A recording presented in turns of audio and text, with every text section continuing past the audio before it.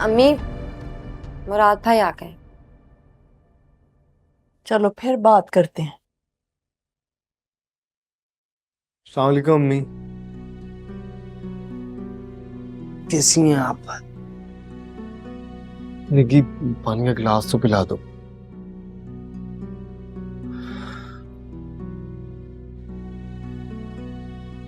बस अम्मी, पत्थर की कंडीशन ठीक नहीं थी। सारा दिन उसी के लिए खून का बंदोबस्त करता रहा। इसी भाग दौड़ में दिन गुजर गया।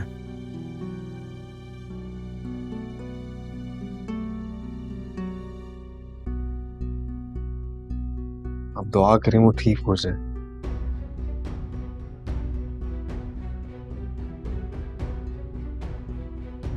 अम्मी, आप तो ठीक है ना? जिस माँ ने अपने बेटे की सूरत ना देखी हो कैसे ठीक हो सकती है?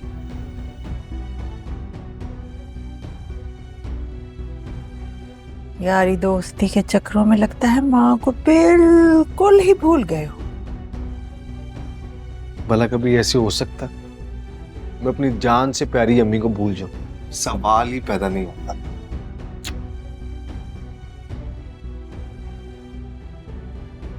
होने को कुछ भी हो सकता है बेटे।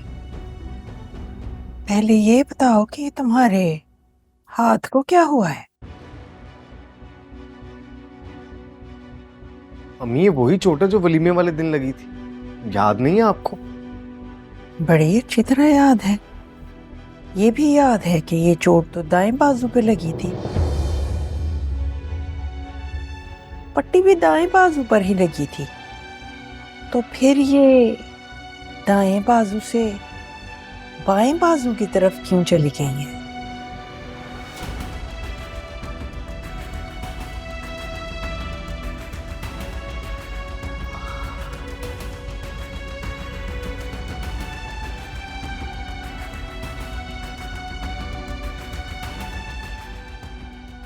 बस कर दो मन्नत, ये कोई इतनी बड़ी बात नहीं जितनी तुमने उस बेचारे मुराद की बेइज्जती कर दी है।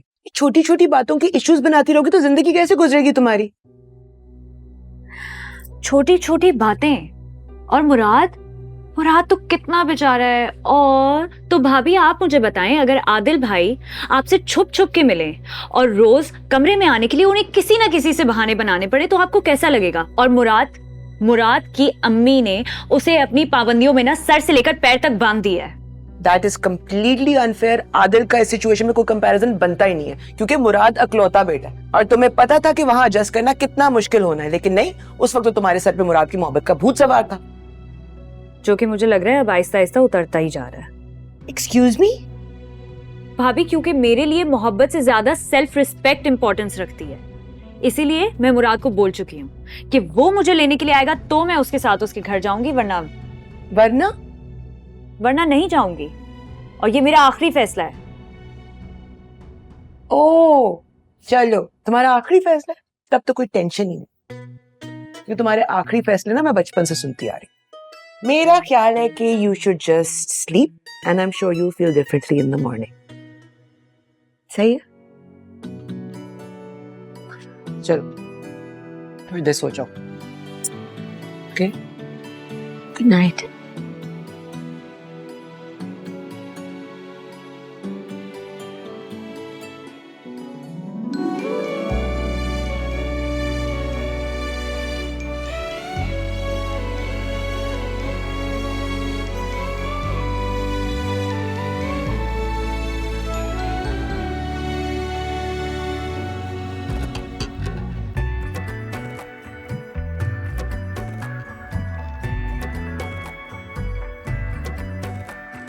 शाम ढले कभी मिलकर बैठे, आंखों से हो गुफ्तगू, चुप रह कर हम सब कुछ कह दें, हो जाए जो रूबरू, हो जाए जो रूबरू। तुमको पाकर हम खो जाए, खुद की हो फिर जुस्तजू, खुद की हो फिर जुस्तजू। दिल हारा तुझ पे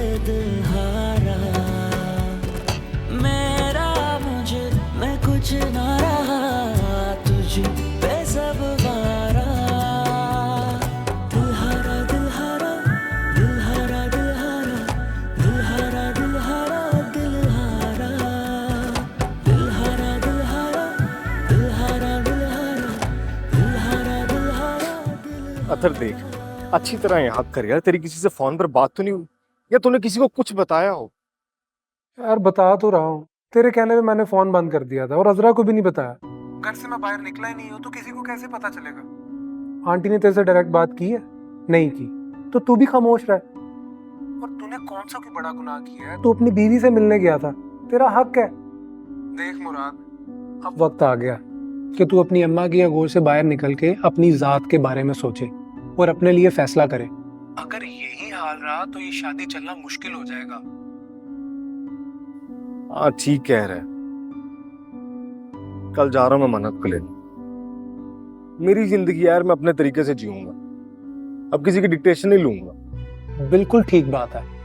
कल तू भाभी को लेने जा और किसी से इजाजत लेने की कोई जरूरत नहीं है। बस ये बता दे कि तू मन्नत को लेने जा रहा है, दैट्स इट। ऐसे ही करूंगा इंशाल्लाह। शाबाश, हिम्मत मर्दा मदद खुदा।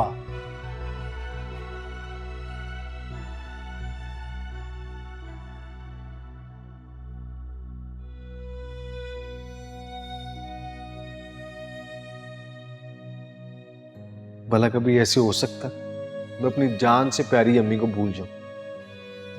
सवाल ही पैदा नहीं होता। अम्मी, मुझे ना आपको एक बात बतानी है।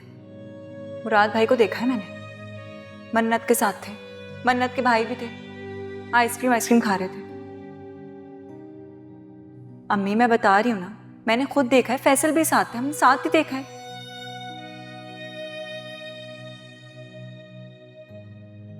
पत्र की कंडीशन ठीक नहीं थी, सारा दिन उसी के लिए खून का बंदोबस्त करता रहा। शौकत को गलती नहीं लग सकती अम्मी, उसने मन्नत को ही मुराद के साथ देखा था। शौकत तो उसे अजरा समझ रहा था, लड़की मन्नत थी जो इस वक्त आपकी बहू बन चुकी है। बहुत बड़ा धोखा हुआ अम्मी हमारे साथ, और उस धोखे में ना मन्नत, उसके घर वाले, अथर, अजरा और सबसे बढ़ के आपका अपना बेटा खुद शामिल है।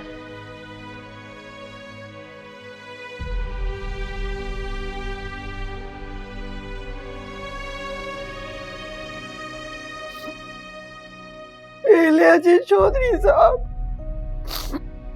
इन्नी मुशक्कतां नाल मैं तुहाडी औलाद पाली, हुण मेरियां अक्खां च अक्खां पा के झूठ मारदा।